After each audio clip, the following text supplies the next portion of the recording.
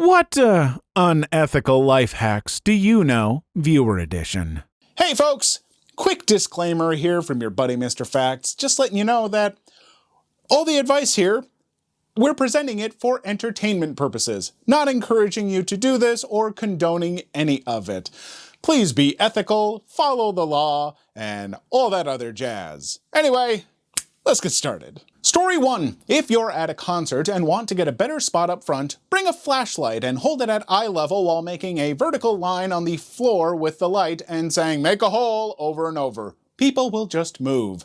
You can get into any outdoor festival you want by arriving an hour or two before they open wearing a backpack. Security only stopped me once from 20 feet away and didn't even ask to see what was on my lanyard. You can also go to the location of any big outdoor concert before, like Lollapalooza, and bury alcohol under a tree in plastic bags. Dig it up while there. Works with anything you want to bring in that may not be allowed. If you live in a big city like Chicago or New York, ask a bike messenger for a spare bag and hang it in your back window. Cops will think you're a courier and not ticket you. Alternatively, you can also find a car with a ticket and remove the envelope, sticking the ticket under a windshield wiper. Hang the envelope off your driver's side mirror or where the cops in your city put them. If you live in a smaller city that has meter parking, find out the ticket cost for not paying. In most cases, it's cheaper than just paying the full day's rate.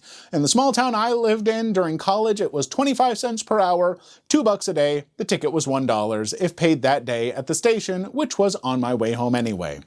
You can also put your coin in and only half turn the dial. Most meter maids will fully turn it, starting your time then. Told me buy a meter maid and used for a long while. Holy cow, that was a lot of rapid fire advice, and some of it seems pretty doable. Some of it not so much. You want me to go out to where a festival's gonna be in a few days, dig a hole under a tree, bury alcohol, then go to the festival, dig it back up just to have a drink? How desperate do you think I am for a drink? Fairly desperate. Story 2. Former AMC manager here. It was 10 years ago, so I don't know if everything holds up still. A. If you ask for a new cup or bag, you'll get new ones for the refills. Give it a little time after you walk in though, especially if it's slow. The ticket taker could recognize that you just walked in and never went to concessions. B. There's a button near the top of all the exit doors that, when pressed, stops the doors from shutting fully. After entering and figuring out what auditorium you'll be in, go press the button on the nearest exit door, then go ask for your money back at guest services. As long as it's within 20 minutes of the start of the movie, it's a policy to give a full refund. Then just go back in through the exit doors. C. Anytime you do anything sketchy at the movie theater, make sure you make eye contact with staff. It was always obvious that someone was trying to movie hop or do the refill trick when they'd avoid eye contact. If you act confident, no one will question you. Want to know my big movie theater trick? It's that I found the least expensive theater near me that still has really good food and stuff that gets delivered right to the seats.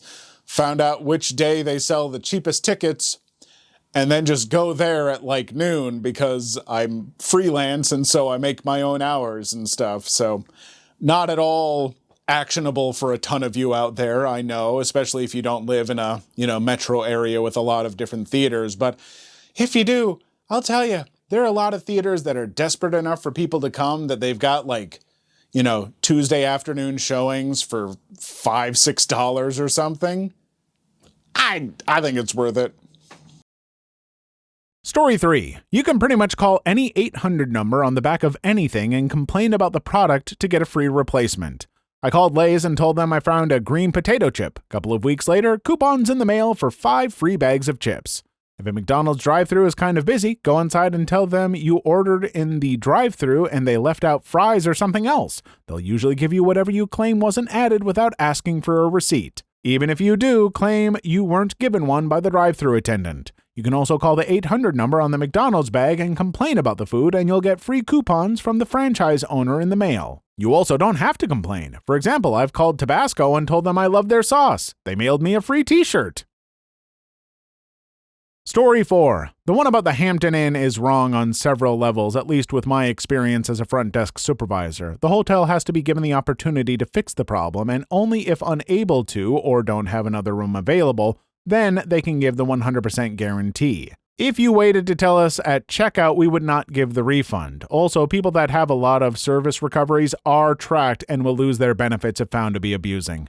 Furthermore, I highly doubt the property is reimbursed by Hilton. Hilton nickel and dimes their properties as a way to achieve compliance. For example, if a complaint isn't responded to by management in 48 hours, Hilton will respond instead and charge the property $500 for it. Story 5. Target will give you whatever price you claim the unmarked item costs if it's under $20. False. I found plastic forks that were like $1 for a decent-sized box, but it turns out some employee put all the bigger $3 boxes in the $1 space on the shelf, so they were in the wrong place. Not only did Target make me and my girlfriend sit there for 5+ minutes while an employee walked to the back of the store to check, but when they came back, they said they had to pay the $3 even though they were being advertised for $1 and it was the fault of one of their own employees. Yeah, on the original video, there were a number of people who were like, people at such and such a place are they're going to be so lazy that if you just ask them for a thing, they'll give you whatever you want. That's very dependent on where you're going, because I have been to some places, where they are just, they could care less.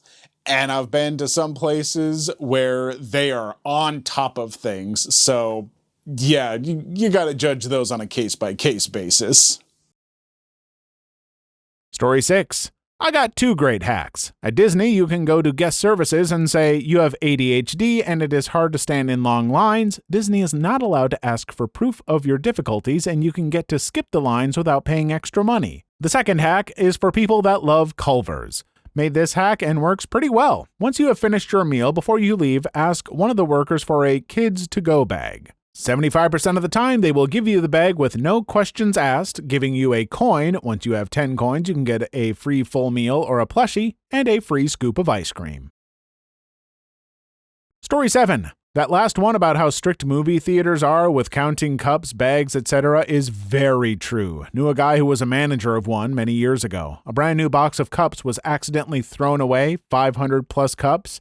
He had to go down to the dumpster site and search through trash to find the box as proof that they were thrown out and that money wasn't stolen from the theater. Would have lost his job if he didn't. Story 8. Technically, you can legally dumpster dive in the US, and the store owners can't put a lock on it because it can still be considered merchandise or something. You could probably get charged with trespassing, though, so just ask a manager or the owner of the store if you could receive permission. Also, if it's after a blackout or hurricane or something similar, most of the frozen food or perishables will be in the dumpster because of FDA regulations, and big props if you go to a store and they carry caviar after a blackout. I get why they're so, against dumpster diving, because, some of these big stores are like, people are just not going to buy this stuff on purpose so they can get it for free out of the dumpster, which, I'm fine, I guess, for some people maybe, but on the other hand, just, I don't know, why do we have to be so concerned about that, Boy, when I was a teenager, I did some dumpster diving with friends, and we got some cool stuff, but we would not have bought that stuff otherwise. We were teenagers. We did not have money. Story 9. I can additionally confirm the legitimacy of the fluorescent safety vests. I used to landscape and the vests were mandatory. You'd be surprised how many people think you're there for, well, whatever, anything construction. I've had to tell people I'm not there to fix their TV or air conditioner, so no, I do not need to know the location of their hidden key.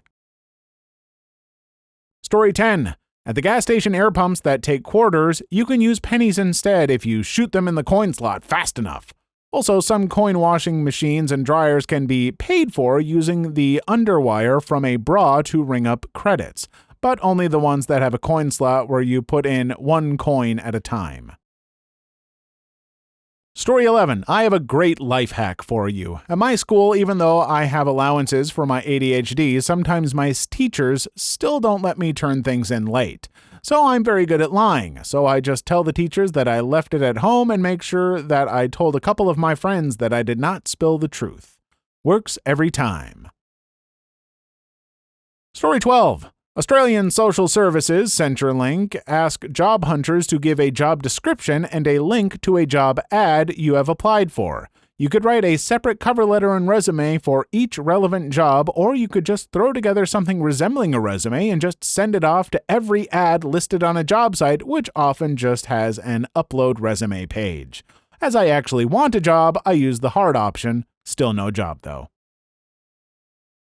Story 13. That doctor thing, you have no idea. When I first started traveling, I was told to do that, but you have to look the part. Don't gawk at everything and look like a slob. Often companies will give you gifts, but the timing has to be right. Conventions and meetings are bonanza freebies. The guy telling me this was checking into a hotel and everyone was a doctor, so he signed his name as doctor. There were gifts in the room when he went up. He later had to claim he was from a specific hospital, but he got free lunches and dinners. You don't want to know how far this went. Story 14. Pawn shops are licensed, bonded, and insured. When I was on the road as a professional bassist but was crashing at dodgy places where I could have been robbed, I would pawn a $4,000 bass guitar for $5. With interest, it would cost me $6 to redeem the bass. I paid $1 to store a $4,000 instrument. Huh. I never would have guessed that there was like a good reason to deal with a pawn shop, but I guess you found like the one really good reason to deal with them. Like, that is really good, safe, insured storage for very little money. Unless it's just the worst, scuzziest pawn shop, then maybe don't. Story 15. The respect for the uniform tends to work a lot less if you're female presenting, but walking out confidently with stolen items has always worked for me. When we first met, my boyfriend and I would play a game called How Far Inside This Building Can We Get? Saying you have a package to be delivered to generic name in a big company was the most effective technique. Story 16. Yesterday at work, a guy I didn't know walked into the employee entrance, greeted me in broken German, and grabbed a key. I just greeted him back and let him take the key. He was legit though, so no worries on that part, but I wouldn't have gotten in his way even if he wasn't. I get paid minimum wage, so caring is not included. Story 17. When bidding on items at a thrift store silent auction, place a low bid. Have friends place very high bids on the item to discourage others from bidding. When they are contacted, they decline to buy, and your low bid is next in line, so you usually get it at the low bid, since you are next in line. If someone bids way over, they can have it, and the store wins too. Are there thrift store silent auctions? I guess most silent auctions that I've ever known about or been to have all been for like charity. And I would not recommend trying to rip off a charity in any way, so, but I guess, yeah, if it's a thrift store or something, sure. Disclaimer, don't do nothing. Story 18. The uniform thing is classic. Actually, I saw two guys at a gas station and one looked like he was pouring something into the tanks. I was like, they could totally be doing something territory, but man, that's not worth it because they could probably put you in ADX for that. Story 19. I actually just discovered this one. Make Amazon orders a couple weeks before Christmas. There's a small chance you'll get a refund because the item didn't arrive on time. Wait for items to appear. We got lots of free stuff last month. Story 20. I guess mostly what I do is use my disability to my advantage, namely to sneak in food to movie theaters or concerts. Most of the time they don't search my bags, and if they find the forbidden food, I claim to be hypoglycemic. Story 21. I guess I've been lucky. I decided early in my career that making up excuses for calling in sick is just silly. I just sent an email saying, I'm not feeling well, I won't be in. They shouldn't ever need more specifics than that, but I also work a salaried position and don't abuse it. No one should have to give, any reasons, really. You should just be like, I need to take a sick day. The end. It's your sick days. You've earned them. You shouldn't have to be pretty please, can I not go in because I'm sick? I'll promise I'll make it up to you. No, it's your time. You take it. Story 22. I live in Providence and can confirm 100% the streets near Brown University and Providence College off-campus student apartments are wild at that time of year. Start checking about a week before finals, though. A lot of majors have final essays or things that people will finish from home if they want/need to leave earlier for some reason.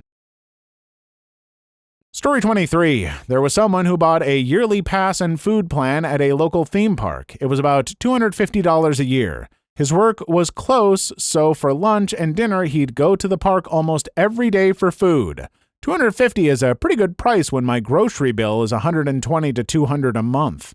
I mean, that is pretty clever as far as saving money. But that is also going to get food at a theme park every day. You got good variety, but a lot of that food is not healthy. Like, most of your options are very bad for you. That is not something that you should be eating every day, or you will not have that many days to eat it. Story 24.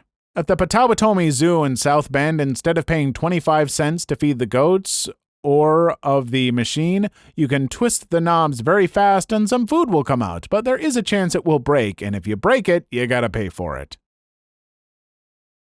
Story 25. One life hack I followed, and it's something that works for certain places or coffee shops. Get a water, just take the size they give you, and it's free. Starbucks does it, and I think a few restaurants do it. Story 26. If criminals hold you at gunpoint at an ATM, just press the 4 corner buttons. This often restarts the ATM, and it will swallow your card. Story 27. When a stranger walks up to you and asks/tells you something that you don't feel like doing/answering, pretend you are deaf or don't speak English. Story 28. Torrenting college textbooks is completely ethical. College is trying to force students to pay for the same textbook every year is the truly unethical thing in that situation. Disclaimer, please don't do this. Please don't steal college books and everything.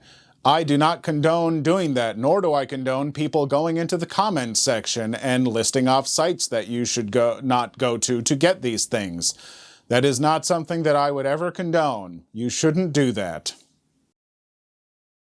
Story 29. If you're new to interviewing for jobs, apply to places you have no intention of working for. You'll get your jitters out and get tons of practice at nailing the interview. Story 30. If you can't cancel a hotel reservation because it's too close to the date of arrival, reschedule the hotel stay instead. Then call back and cancel the future reservation. Story 31. In addition to the self-checkout hack, weigh more expensive items on the scale for fruit and buy it as 6 pounds of apples or whatever. Then self-checkout and boom, instant discount. You folks know, like, all of these self-checkouts and stuff have all these cameras, and eventually when there are, like, weird inventory shortages or things aren't adding up, they're probably going to have the people who watch over the bays of self-checkout keep an eye out for this stuff when certain things come up. I'm just saying. I mean, probably not. Most of the people there aren't paid to care that much, but you might get one of those tenacious folks. I don't feel like this is a safe one. I would not do this. Story 32. I don't know if it counts, but a white work truck or van blends in anywhere. Usually construction crews would wave me past closed roads/shortcuts and I can park anywhere since I'm working. Story 33. Buy a Christmas tree from Costco. Return after Christmas. Story 34. A black jacket with security will get you into a lot of events for free. Please leave your story in the comments. I would love to make a video on them in the future. Also, don't forget to like and subscribe.